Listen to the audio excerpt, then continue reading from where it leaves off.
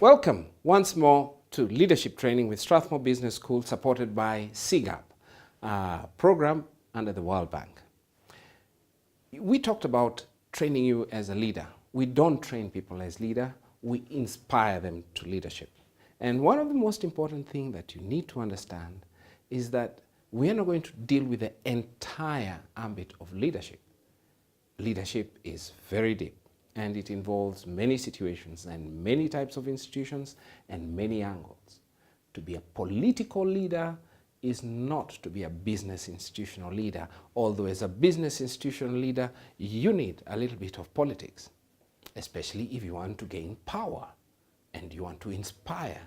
For politics is not about corruption, but rather putting people together towards a common vision, a common goal. It is not about the capacities of management in leadership. In other words, we are not going to train you about how to be a good planner, a good organizer, a good management controller, a good rewarder, and a good punisher.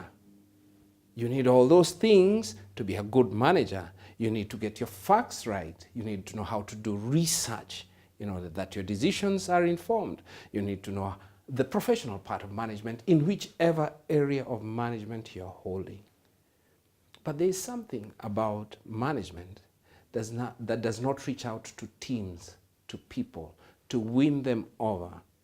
There's something about management that goes with doing things right rather than taking people to an inspirational place, to a place where they want to reach.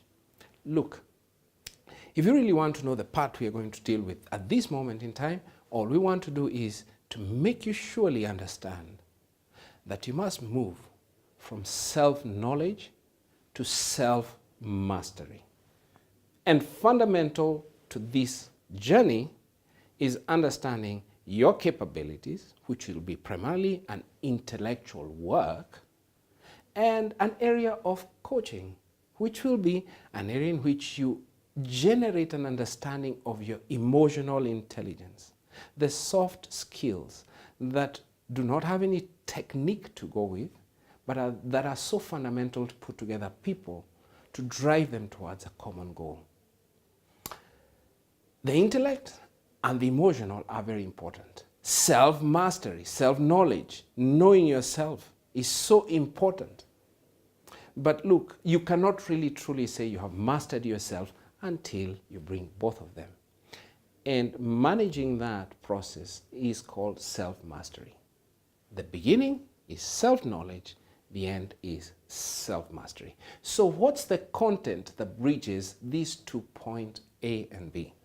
Self-knowledge, self-mastery, a lot of things. We are going to go through character formation. We are going to go through the context of leadership in the sense in which you have to be a leader. We are mainly dealing with that person who is dealing with teams at a management level and trying to help them grow to leadership and performance. In other words, can you drive an institution? We will have to go to your emotional skill base.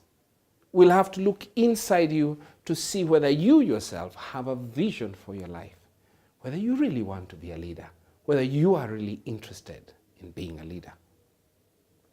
I think fundamentally, and most of all, how do you manage yourself along that process and journey of leadership? Sometimes you need very many people around you to help you grow into leadership, and sometimes we don't choose that. We sit back and think that we are very good. Well, we're going to teach you that unless you have somebody who can account for your leadership and you account to them about your leadership, there is no way you're going to grow. We often say, as an old adage goes, it's hard to be a pilot of yourself. Self-made men, self-made women. We believe that in the context of institution and in the context of society, it's fundamental that you have people you account for. And that part of accounting for your leadership, signing in for your vision,